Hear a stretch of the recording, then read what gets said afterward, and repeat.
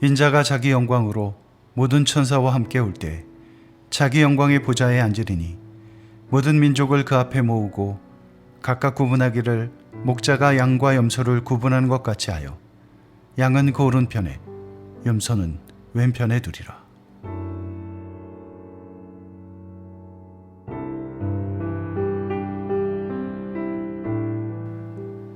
오늘 본문이 위치한 마태복음 25장은 모두 3개의 비유로 이루어져 있습니다. 그리고 이 3 비유 모두 예수님의 다시 오심에 대한 교훈을 담고 있습니다. 먼저 1절에서 13절은 등을 들고 신랑을 맞으러 나간 10처녀에 관한 비유입니다. 그들 중 5은 미련하고 5은 슬기 있다고 예수님은 말씀하십니다. 미련한 5은 등을 가졌지만 기름을 가져가지 않았고, 슬기 있는 5은 기름을 담아 등불과 함께 가져갑니다. 결국 신랑이 오고 슬기 있는 5은 신랑과 함께 혼인잔치에 들어갑니다. 그리고 문이 닫힙니다.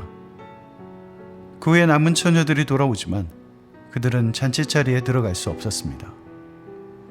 다음으로 14절에서 30절까지는 그 유명한 달란트 비유입니다. 한 주인이 종들을 부릅니다. 그리고 각각 그 재능대로 달란트를 나누어 주고 타국으로 떠납니다. 달란트를 받은 종은 모두 3명입니다. 그중 2은 받은 달란트로 장사하여 자신들이 받은 것만큼 더 남깁니다. 하지만 마지막 한 종은 그렇게 하지 않습니다. 그저 땅을 파고 주인의 돈을 감추어 둘 뿐입니다. 결국 주인이 돌아옵니다. 그리고 종들을 불러 결산을 합니다. 마지막 비유는 31절부터 46절까지 이어집니다. 예수님은 이 비유를 인자가 자기 영광으로 모든 천사와 함께 올 때라는 전제로 시작합니다. 사실 이 부분은 비유라기보다는 예언에 가깝습니다. 예수님은 지금 세상을 향해 분명 내가 다시 올 것이다 라고 선포하고 계신 것입니다. 거기에 더해 주님은 자신이 왕으로 오신다고 말씀하십니다. 그때 임금이 그 오른편에 있는 자들에게 이르시되, 이 마지막 비유는 앞에 2 비유에서 크게 드러나지 않았던 한 가지 요소를 더욱 선명하게 다룹니다. 그것은 바로 심판입니다. 왕으로 다시 오실 주님은 모든 민족을 그 앞에 모으고 각각 구분하기를 목자가 양과 염소를 구분하는 것 같이 하십니다.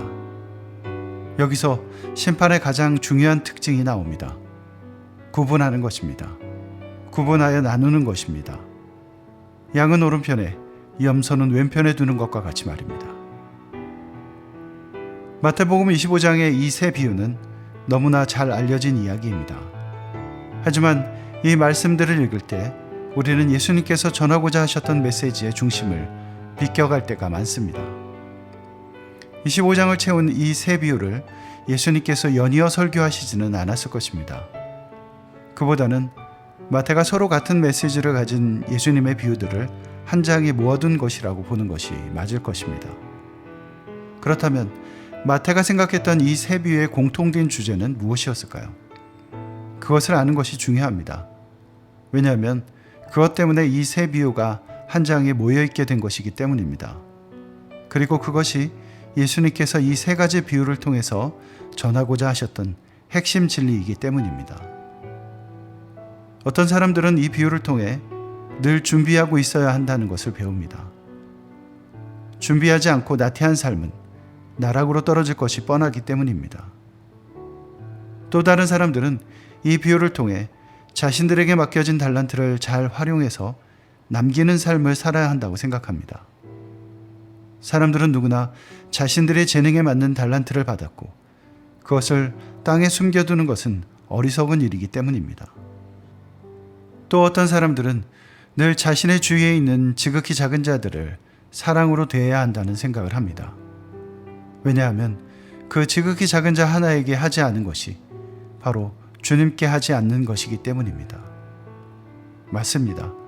그들의 생각은 모두 옳습니다. 예수님께서도 분명 그렇게 말씀하셨습니다. 하지만 이 이야기를 관통하는 좀 더 궁극적인 메시지가 있습니다. 이 3 비유에 동일하게 흐르고 있고 예수님께서 그토록 간절히 전하고 싶으셨던 메시지의 핵심, 그것은 무엇일까요? 그것은 바로 주님이 다시 오실 것이고, 다시 오신 주님은 사람들을 심판하신다는 것입니다. 열 처녀가 애타게 기다리던 신랑이 온다는 소리를 듣습니다. 밤중에 소리가 나되 보라 신랑이로다 맞으러 나오라 하매. 신랑이 온 것입니다. 그리고 신랑을 맞이한 사람들이 신랑과 함께 혼인잔치에 들어가고 문은 닫힙니다. 나중에 찾아와 문을 열어달라고 애원해도 소용이 없습니다. 그들이 들을 수 있는 대답은 이것뿐입니다. 내가 너희를 알지 못하노라. 더디 오더라도 신랑은 결국 옵니다. 그리고 누군가는 잔치에 들어가고 다른 누군가는 밖에 남겨집니다. 여기서도 분명한 구분과 나눔이 있습니다. 심판이 있는 것입니다. 달란트를 맡겼던 주인도 돌아옵니다. 오랜 후에 그 종들의 주인이 돌아와 그들과 결산할세. 어떻게 시작됩니까? 오랜 후에. 그렇습니다. 주인은 언제 돌아온다는 기약도 없이 떠났습니다. 하지만 결국 주인은 돌아옵니다. 그리고 종들과 결산을 합니다. 결산은 물론 심판을 의미합니다. 결산을 통해 종들이 구분되고 나뉘기 때문입니다. 착하고 충성된 종아, 악하고 게으른 종아. 그들은 이 둘 중에 한 소리를 듣게 됩니다. 그리고 한 부류는 주인의 즐거움에 참여하고 한 부류는 바깥 어두운 데로 쫓겨나게 됩니다. 주인이 돌아오고 심판이 있습니다. 마지막 비유는 아예 주님이 돌아오시는 장면에서 시작합니다. 왕으로 돌아오신 주님은 모든 민족을 그 앞에 모으고 구분하십니다. 그 오른편에 서게 될 자들은 내 아버지께 복받을 자들이여 나와 창세로부터 너희를 위하여 예비된 나라를 상속받으라. 주님의 칭찬과 축복의 말씀을 듣게 될 것입니다. 하지만 왼편에 서게 될 사람들은 저주를 받은 자들아 나를 떠나 마귀와 그 사자들을 위하여 예비된 영원한 불에 들어가라. 저주의 말씀을 듣게 될 것입니다. 왕이 다시 오고 심판이 있습니다. 이것이 바로 예수님께서 비유로 말씀하실 때 그 말씀을 듣고 있던 제자들에게 전하고자 하셨던 핵심 메시지입니다. 주님은 분명 다시 오실 것이고 그때는 심판이 있으니 그것을 준비하는 삶을 살아야 한다는 것입니다. 그러므로 우리가 사도신경 안에서 거기로부터 살아있는 자와 죽은 자를 심판하러 오십니다 라고 고백할 때 마음에 두어야 하는 것도 바로 이것에 대한 믿음입니다. 주님은 분명 다시 오실 것이며 오셔서 세상을 심판하실 것입니다. 이것을 믿음으로 고백하면 우리의 삶은 바뀔 수밖에 없습니다. 다시 오실 주님에 대한 믿음은 그리스도인들의 삶을 그리스도인이 아닌 사람들과는 전혀 다른 방향으로 이끕니다. 그리스도인들은 예수님께서 지금 하나님 우편에서 자신들을 다스리신다는 믿음과 함께 결국 다시 오셔서 온 세상을 심판하실 것이라는 사실에 대한 믿음을 가지고 살아갑니다. 그리고 이것은 놀라운 소망과 기대가 됩니다. 왜냐하면 다시 오실 주님 앞에 서는 그날 얻게 될 상급이 그들을 기다리고 있기 때문입니다. 하지만 때로 경고와 두려움이 되기도 합니다. 만일 그들이 악하고 게으른 종으로 그분 앞에 서게 된다면 가진 것들을 모두 빼앗기고 바깥 어두운 데로 쫓겨나게 될 것이기 때문입니다.